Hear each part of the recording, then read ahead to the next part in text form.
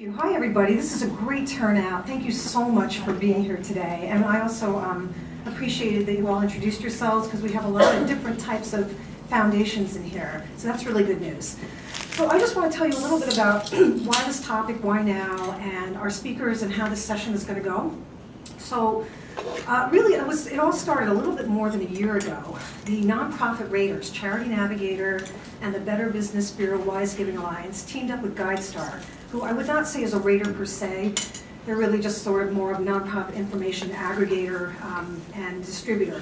They teamed up and they launched a campaign to end the overhead myth, which is really the false conception that the overhead ratio, which is the percentage of your nonprofit organization's expenses devoted to administrative and fundraising costs, that ratio should be the sole indicator of nonprofit performance. Now this was really unexpected and really weird actually, because Charity Navigator, in particular and the Better Business Bureau, had really perpetuated the overhead myth. They were kind of the main people out there touting this. So it was kind of odd. I mean, it was like Dunkin' Donuts saying, you know, donuts can make you chubby. It was just, it was weird, and nobody knew that it was going to happen at that moment. So, but it was really very welcome, because if there's one thing that really fires my righteous indignation, and sometimes it's fun to be righteously indignant, it's the idea that nonprofits have this pressure to claim very, very low overhead to please donors and to please funders like us.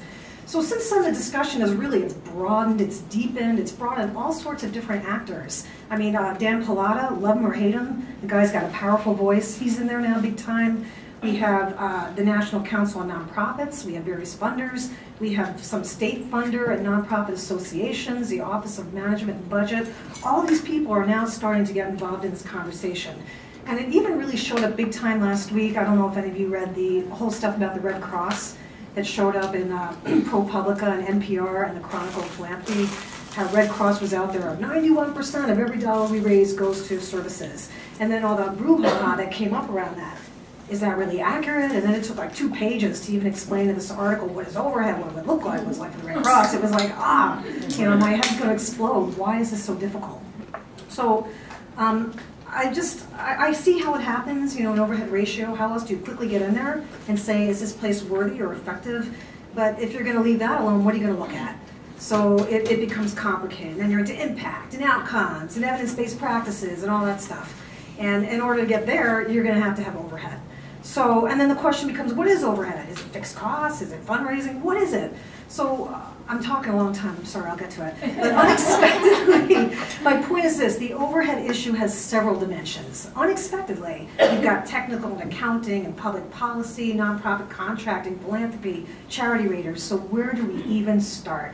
Where do we start? And we haven't even talked about this yet. In my knowledge, outside of conversations in our office as a Piper, we've not talked about this with anybody. So we have 2 wonderful presenters here today to help us untangle this morass of overhead and to dip our toes into the water and see, is this something we want to talk about more or not? Or is this something you want to take back to your own foundation and talk about? So first of all, we're going to show a quick video that kind of gets you a little bit more into overhead that comes out of the San Antonio Association of Nonprofits. And then Patrick McWhorter, who needs very little introduction, our very articulate and energetic President and CEO of the Alliance for Arizona Nonprofits, is going to take us through the OMB ruling as an introduction to overhead and how that impacts the sector and our grantees. And then we are extremely lucky to have a guest from California, a guest speaker, Fred Ali, who is the President and CEO of the Weingart Foundation in Los Angeles. And Fred is going to help us explore funders' views and their approaches to overhead, and he's going to share what California is doing. California has a pretty robust initiative that's going to be launching very soon. So he'll share with us that as well. And I know you have bios. I just want to say a few more things about Fred. He is really a leader in California nationally in this topic. He's also brought his colleague V with us to listen in and hear what's going on. Fred might tell you more about Weingart, but I want to mention that they're very innovative funders in organizational effectiveness and general operating. He's very, very interesting work in that area. And he has a very cool background. He's from, worked in Alaska for a long time, was a university vice chancellor, executive director of Covenant House in Los Angeles. So Fred brings perspective on a million different sectors that come together, government, nonprofit, funders, all of it. So without further ado, I guess we will start with the video, and then we'll get going. Thank you for listening to me. Thanks.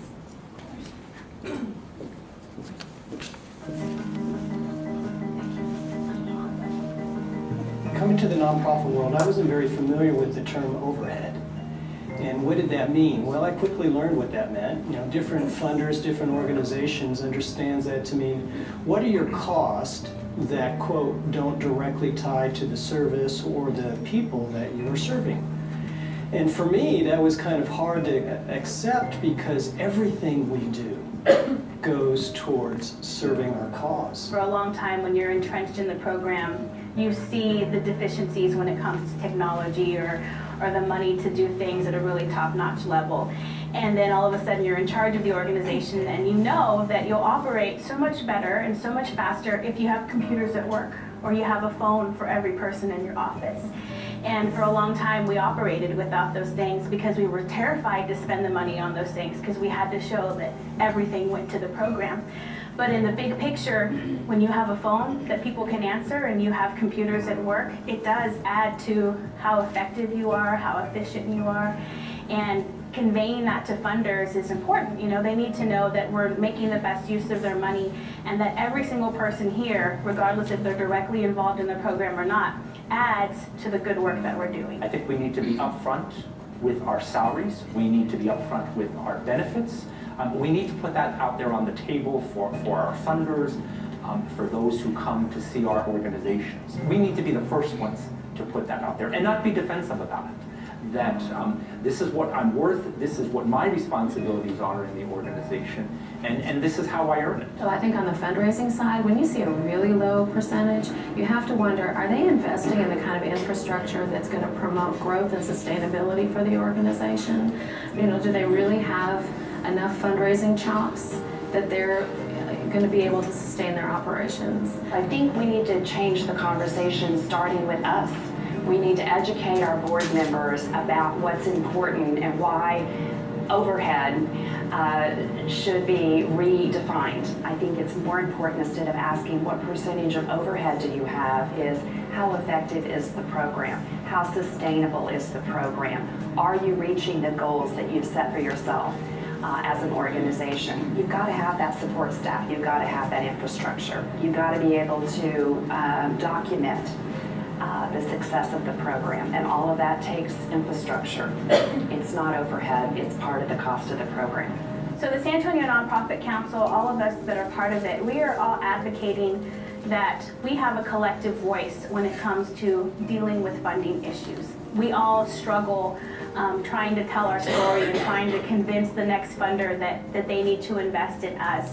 But we all collectively understand that it takes money to make money, that we have to invest in top quality databases and top quality marketing materials so that way we can leverage those things with the good work that we're doing.